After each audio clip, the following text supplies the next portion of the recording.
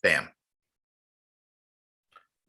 Hello, friends, and welcome to Nerds and Friends with me, Will Shaw, and our host tonight will be Carey DuVal, who is on this lovely Thursday night going to be telling us a bit about a movie, I hear.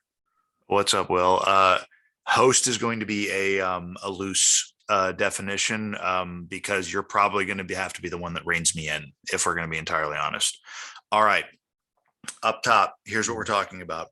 We're talking about the movie Everything Everywhere All at Once, starring Michelle Yeoh and directed by Daniels. Here's the 15-second version of this, and it's going to take less than 15 seconds. Go watch this movie. Take your friends, take your family, take your enemies, take your pets, take people off the street, anybody that you can grab and put into a theater seat. Go, take them to this movie. Period. Okay. Oh, high praise.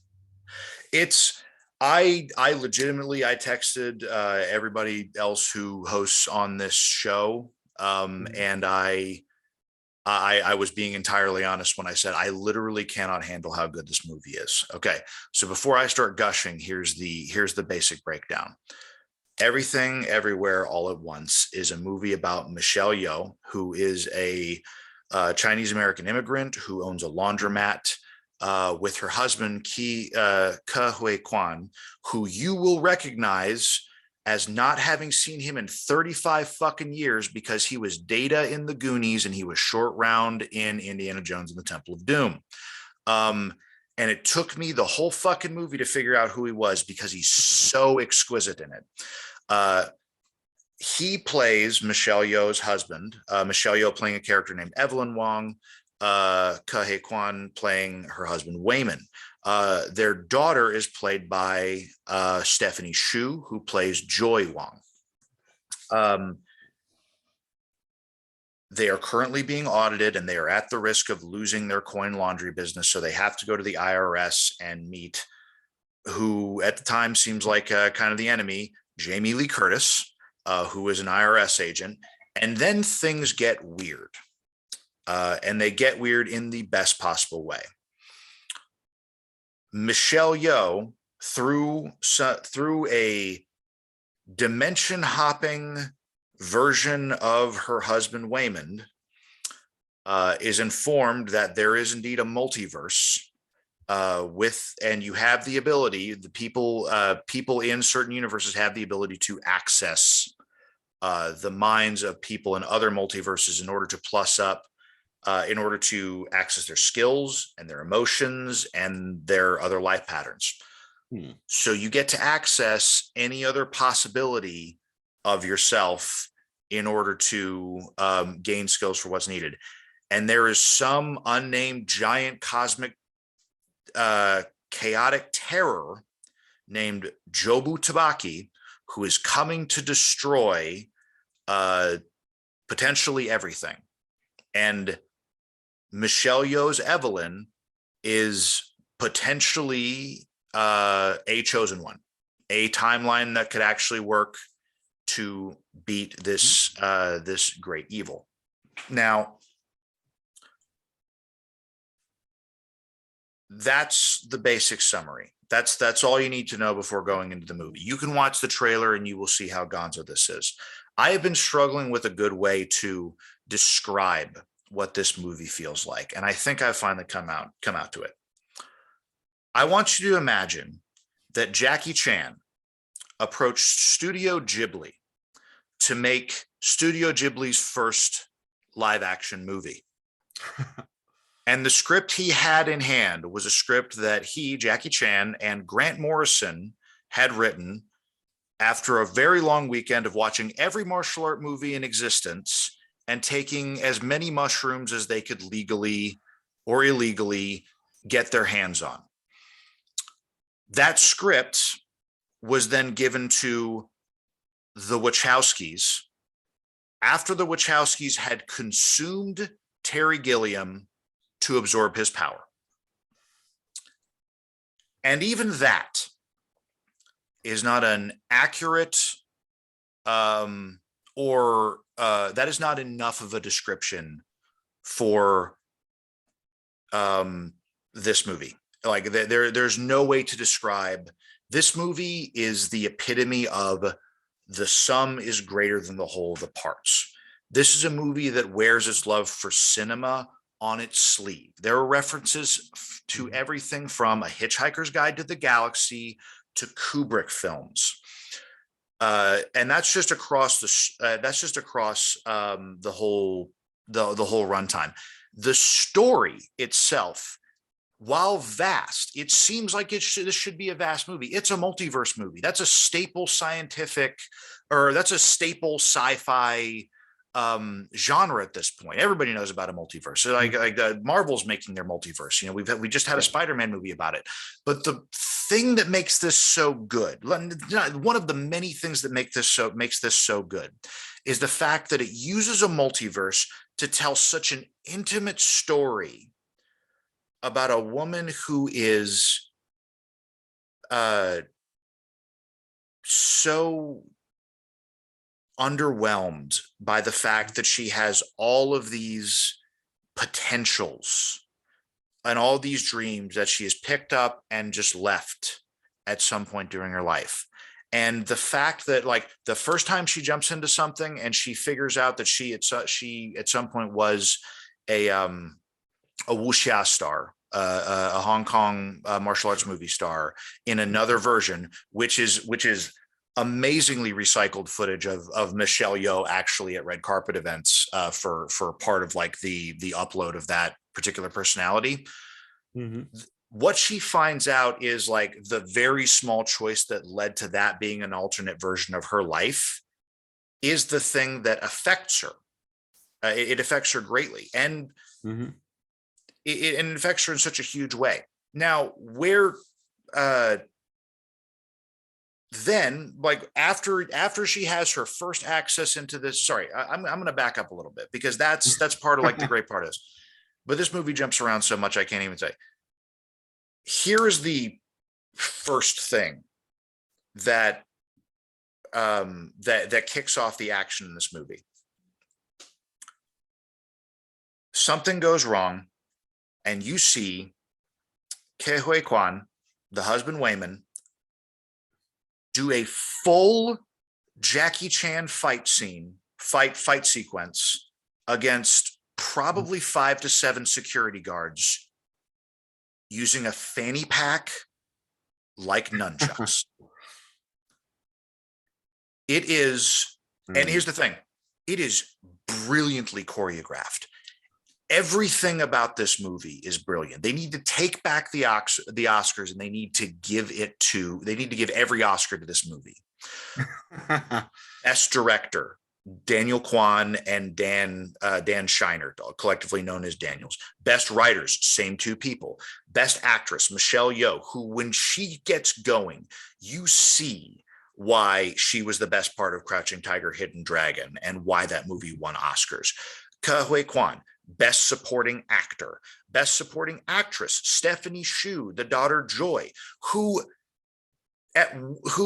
embodies such a thoroughly relatable younger character, such a thoroughly relatable daughter, that she steals the show in a couple of places, and it's amazing.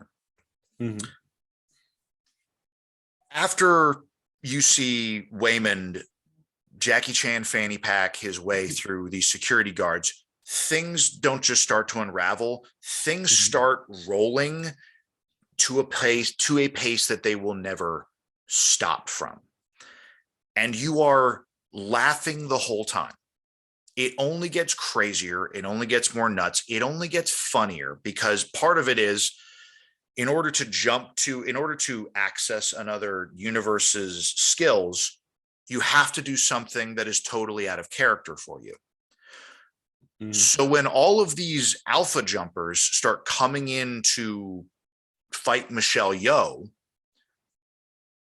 they all, in order to access different modes of fighting and combat and chasing and skills, they're doing the most insane shit you've ever seen on camera. And they don't pull punches with how fucking weird it gets, how quick.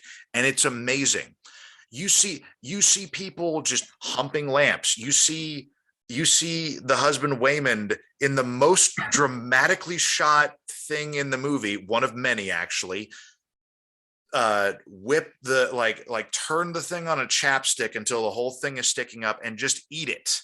And he does it like Clint Eastwood fucking drawing a revolver. It's amazing. Like I said, cinematography, stunt work, everything, like it just keeps going. And here's the best part. You'd think this would be a movie that's just funny. It's just gonzo. Like I said, this is like a Terry Gilliam film. But I openly cried at 2 parts during this movie, which are both near the end, not even the end, near the end, and then again on the way home. Because the diversity of characters in this movie, like I said, this barely feels like anybody is acting. Everybody feels like a genuine person. Ke Huy Quan, when he shouts, when he's trying to stop the violence, and he gets to shout, "Be kind, just be kind." There's nothing corny about it. There's nothing hammy about it. It is just this chord. And it's not just a chord. It just like this whole movie, this whole thing is a symphony. And that doesn't just hit, it hits exactly where you need it. And that goes for the whole rest of the movie. Like everything about this movie hits in a way that I would say that, like, that is why I say you should bring everybody to this movie. This movie is a movie that people need to see right now. And this is an instant cult classic for those reasons. Okay. Yeah. I've blathered enough about this because like I said, I don't fucking write anything down for these, but do you have questions? Yeah. Well, first off, like as goes with the premises of these Thursday night movie, whatever we've decided to title this series. Like I haven't seen the movie, not for lack of trying, actually, because here in Denver right now, as I was telling Carey before filming, like it is a 40 minutes to an hour drive to the only theater that would be showing it tonight for me. And that's all the way out in Castle Rock. And so I cannot see this movie right now. And the next showtime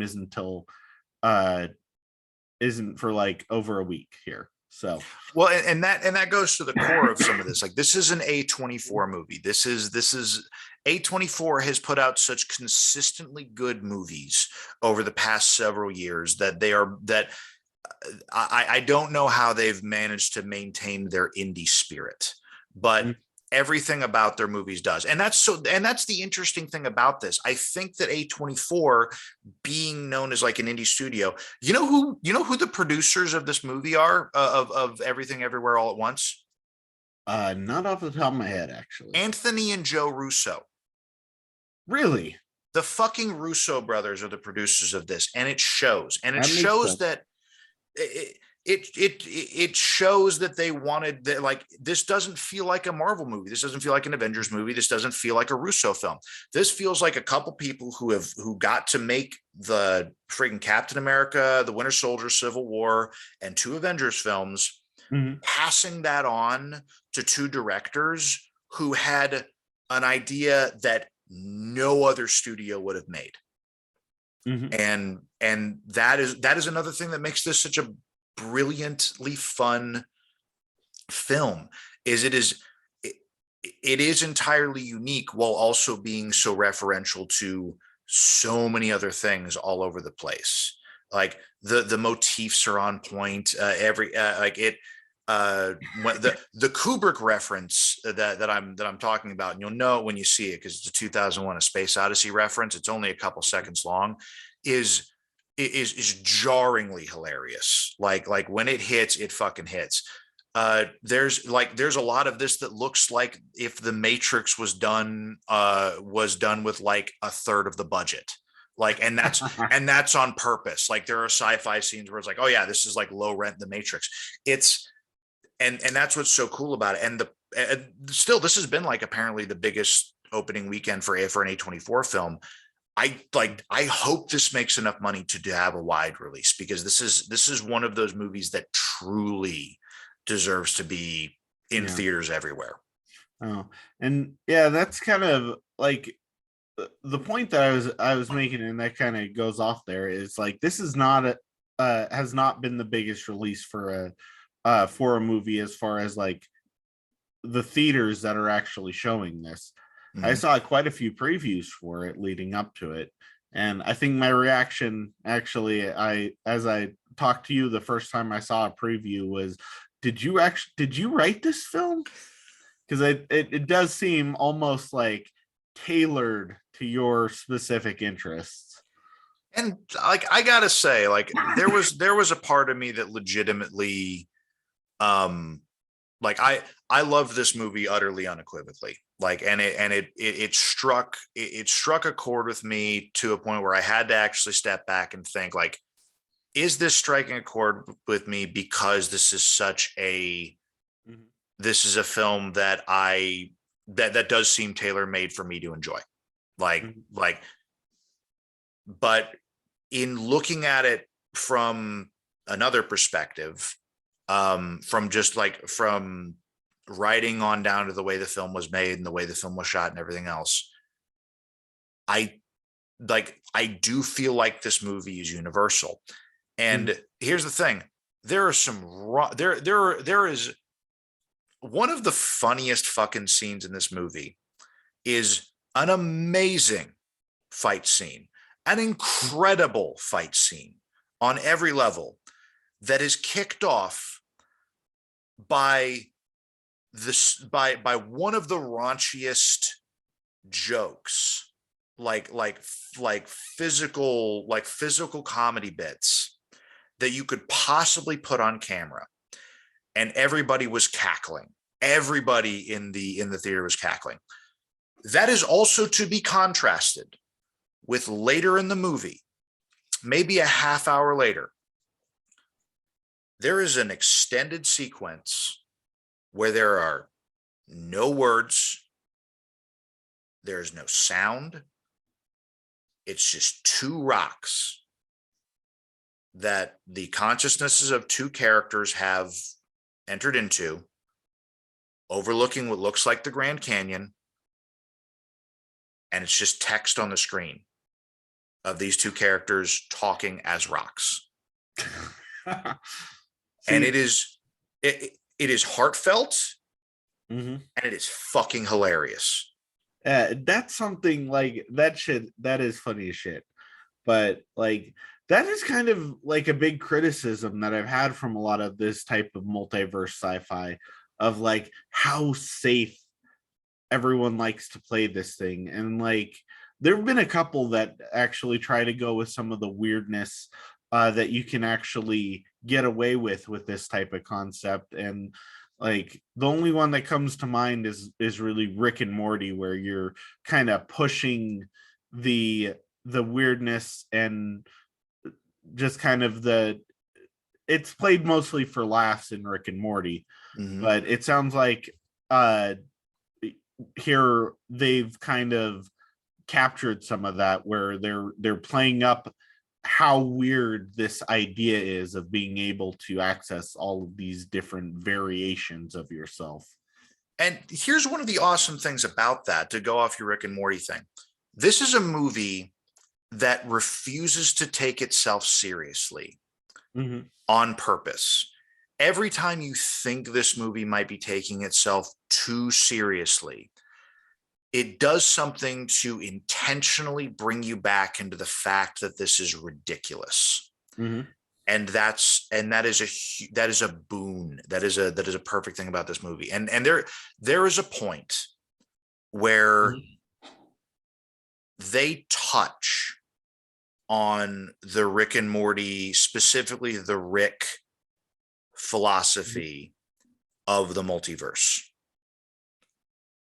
And there is a point, and this is there is a point where you will feel empty. You will still be laughing. You will still probably be having fun, but there will be this vast emptiness because of the way that they approach not just cosmic nihilism, but the cynicism that can breed. And you get a taste, and here's the thing, it's very, very, very earned. And you see why the characters that think it, and you feel it, and it comes into your bones. But the movie does a really great job of not of saying that it doesn't preach anything. It's just like it is a movie that acknowledges that everything sucks and the world is a trash fire, but it wants you to make the choice to be kind anyway. Yeah.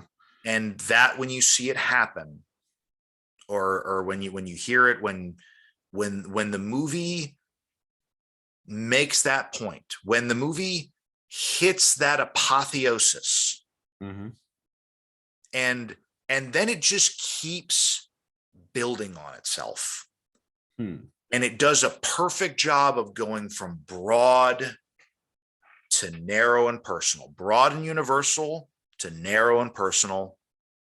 It only gets better over the whole fucking sequence. And there's not enough I can do to say how fucking great this movie was on that respect. And like, this is not a short movie either. It's like you said, 2.5 hours, I think. 2.5 hours with the trailers beforehand. But like I said, it does not feel like that. Yeah. And so I guess my big question is, like, you get to the end of a 2.5 hour movie. Did you check your watch? No. Before the end of the movie. Okay. Yeah, it was, because that's always like a big thing for me, is like at the end of the movie, like, do you feel like you're wanting more, or are you just like happy to be out of that theater? And it sounds like you're wanting way more of this type of film. I contemplated today, because I had a slow day, going and watching it again. And I watched it 2 days ago. And it's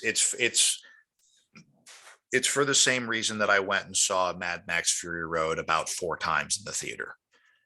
It's because this is a movie that every time you watch it, you're going to catch something new. It has insane rewatch value.